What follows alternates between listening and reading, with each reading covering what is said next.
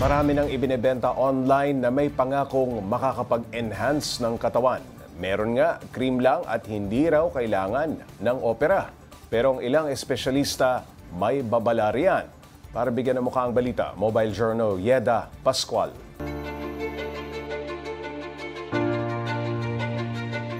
Pantanggal ng cellulite o kaya pampalaki ng dibdib. Ilan ito sa mga claim ng ilang cream na mabibili online. Ang pangako pa nito, panigurado raw na tataas ang confidence dahil ma-achieve mo na ang gandang hindi mo inakala. Kaya naman, pumapatok ito. Affordable or cheaper alternatives na pahid-pahid lang at hindi po kailangan mag-opera at hindi kailangan magpunta sa doktor, kaya pong bilhin online. Oo nga naman. Sa halip na magpa-opera at gumastos ng ilang sessions para sa mga treatments, ito pahid-pahid na lang. Pero ang tanong, totoo ba talaga ang mga pangakong yan?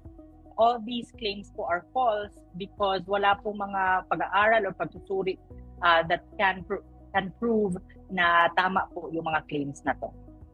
Paano naman yung iba na may pa-before and after photos pa to prove na effective raw?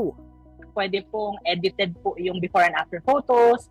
Most of these creams po kasi may mga ingredients po that can cause irritation to the skin or cause slight redness and swelling of the skin.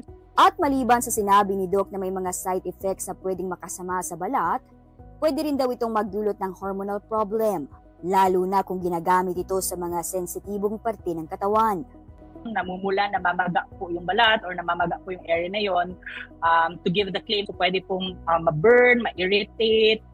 Because of this irritation, pwede rin po magkaroon ng inflammation and infection. At dahil sa dami ng misinformation online, aminin ng iba ang daling mabudol. Kaya si Doc may paalala. Genital enlargement, boob augmentation, or vaginal tightening, or even cellulite removal. Most of these indications po, kailangan po talaga ng pagkonsulta sa doktor para po mabigyan po kayo ng tamang payo. Also, check po FDA approved po yung mga binibili po nating topical products. Na-enhance at nadagdagan nga ang confidence pero posibleng panandalian lang yan at ang ending perwisyo sa katawan. Kaya mas maganda pa rin na doktor ang lapitan para sa huli, walang sisihan.